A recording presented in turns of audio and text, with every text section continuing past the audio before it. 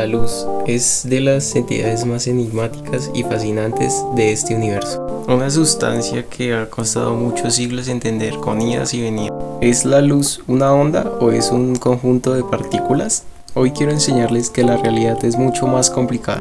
Agárrense porque empezamos con un viaje por la óptica, el electromagnetismo, al corazón de lo iluminoso.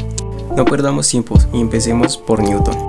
Newton, después de jugar con sus prismas, lo tenía claro. Los rayos de luz están compuestos por partículas. El concepto de la luz como algo que viaja en línea recta se remonta a los antiguos griegos, pero fue Alhazen el primero en darse cuenta de que los rayos de luz provienen de objetos brillantes, golpean los objetos a nuestro alrededor, entran en nuestros ojos y gracias a eso los vemos. Para Newton en realidad eran partículas. Los colores también eran fáciles de explicar, diferentes colores, diferentes partículas con distinta masa. El rojo tendría mucha masa y por eso el cristal no era capaz de torcer su trayectoria, mientras que el morado más liviano cambia de trayectoria. Esta forma de ver duró más de un siglo, pero Huygens vio un problema.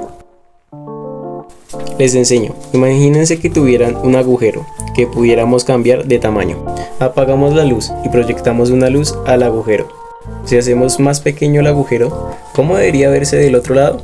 Si Newton tuviera razón y la luz fueran partículas, al hacer el agujero más pequeño, estarían pasando menos partículas, por lo que la proyección debería ser más pequeña. Pero entre más pequeña se hace el agujero, en cierto punto se empieza a agrandar la proyección. Explicar esto con partículas es un problema, pero no si pensamos en la luz como una onda que se esparce por el espacio. Este experimento se llevó a cabo entre el siglo XVIII y el XIX y dejaron en claro que la luz es una onda. Se preguntaron cuál era la ondulación de la luz. Esto fue resuelto por físicos en fenómenos eléctricos y magnéticos. Faraday tenía un problema similar.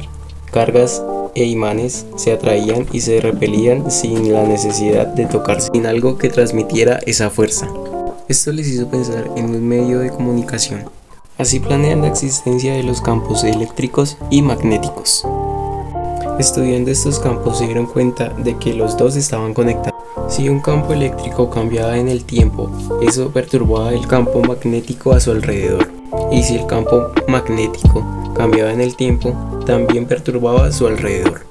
Esta influencia mutua entre campo eléctrico y magnético le dio a Maxwell una idea. Si un cambio en el campo eléctrico genera un cambio en el magnético, entonces la variación debería generar un cambio en el campo eléctrico y a su vez debe responder con un cambio en el campo magnético. Y como si una reacción en cadena se tratase, se propagaría igual que una ola en el mar.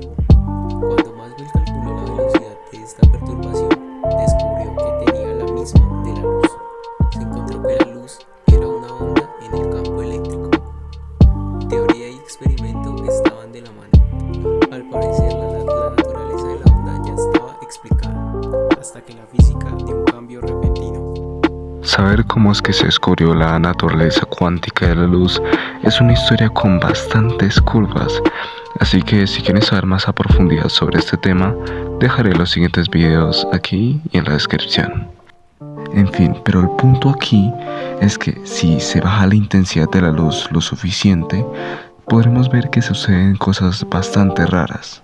Lo que uno esperaría con un detector es seguir capturando esa tenue onda que le llega. Pero lo cierto es que si el detector es bastante preciso, en cierto momento este comenzará a chasquear. En vez de una señal continua, empieza a detectar saltos. Es como si objetos puntuales estuvieran activando el detector. Pues bueno, esto junto con otras evidencias nos lleva de nuevo a Newton. Es como si la luz tuviera un átomo, un constituyente irrompible, una partícula. Al principio esto se le llamó cuantos, de aquí viene la palabra cuántica, pero al final se le acabó dando el nombre de fotón, el cual viene del griego phos, el cual también significa luz. Pero si lo pensamos un poco, nos podremos dar cuenta que todos estos experimentos clásicos nos dicen que primeramente la luz sea una onda, pero de una vez empiezan a decir que es una partícula. Entonces, ¿esto no sería contradictorio?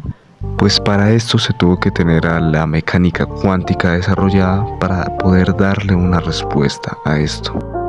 Como bien se sabe, los objetos cuánticos no necesariamente deben de tener sus propiedades definidas.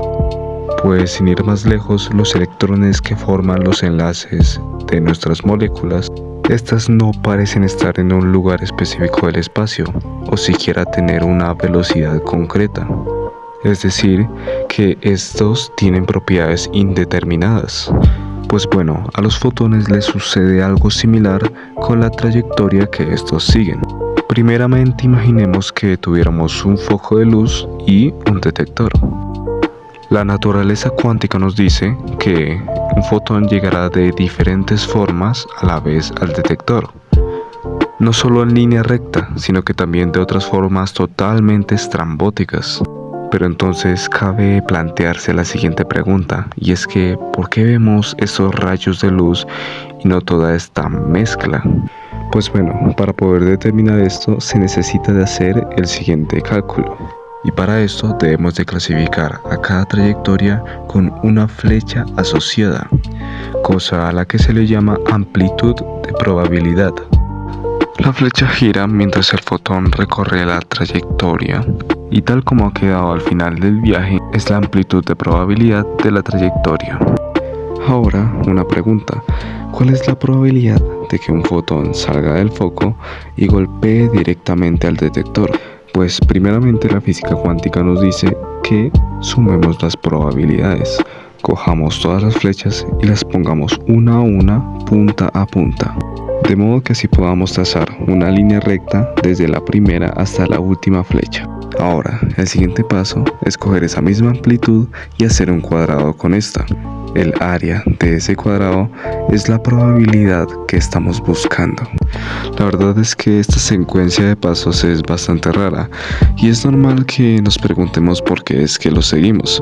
Pero lo que importa a final de cuentas es de que todo esto funciona.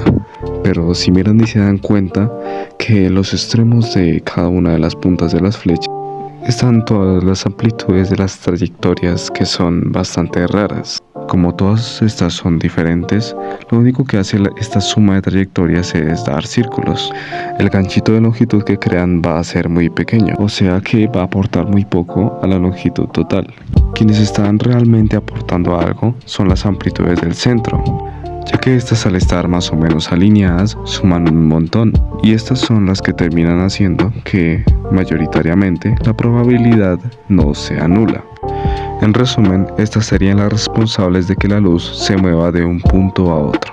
¿Y cuáles terminan siendo esas trayectorias? Pues estas.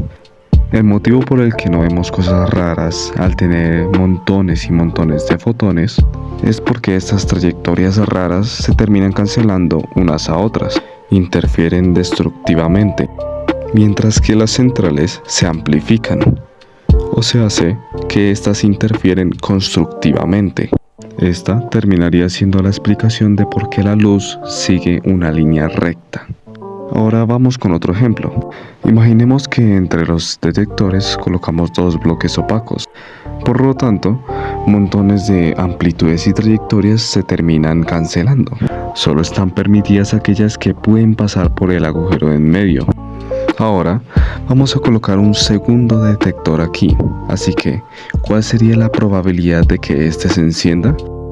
Así que saquemos las trayectorias, sumemos sus amplitudes, juntémoslas y podemos ver de que son flechas tan diferentes que la trayectoria, su probabilidad termina siendo muy baja. Así que si tiro muchos fotones, pocos de estos van a llegar y voy a terminar teniendo un resultado más que todo oscuro. Pero ¿qué es lo que pasaría si yo acercase los bloques? Ahora, trayectorias que considerábamos ya no son posibles, por lo tanto debo de quitarlas de la suma. Pero precisamente eso ha hecho que el círculo ya no esté tan cerrado, lo que termina haciendo que la probabilidad haya crecido. Si tiro ahora muchos fotones, el detector va a detectar mucha más luz que antes, solo por haber acercado los bloques. Y esta sería la explicación cuántica del por qué es que la luz difracta. Richard Feynman hace un libro en donde explica muchísimos ejemplos de este tipo, tratando de convencerte de que la luz no es una onda, sino que las reglas que la definen hacen que nosotros la percibamos desde nuestra escala como una onda. Y según todo esto, podríamos decirte que el debate estaría terminado, ¿no? Pues no es así. Así que déjeme explicar una cosa más, porque hablar en términos de onda o partícula es limitarse. Estamos usando palabras de nuestro mundo cotidiano para intentar explicar algo que no se pueda dar con esos términos, algo que sea mucho más complejo, y me temo que este es el caso. ¿Recuerdan el campo electromagnético que nos habíamos dejado hace un tiempo?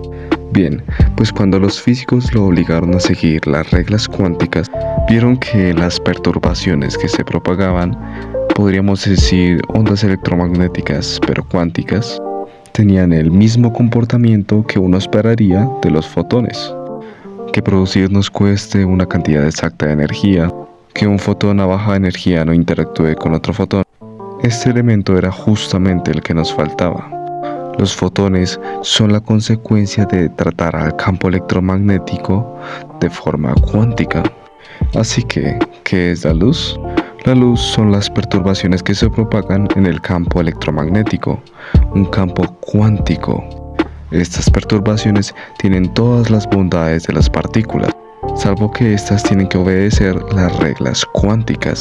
Cuando muchísimos fotones se ponen juntos, esta naturaleza cuántica se ve evidente en su comportamiento ondulatorio y todas las leyes clásicas del electromagnetismo surgen.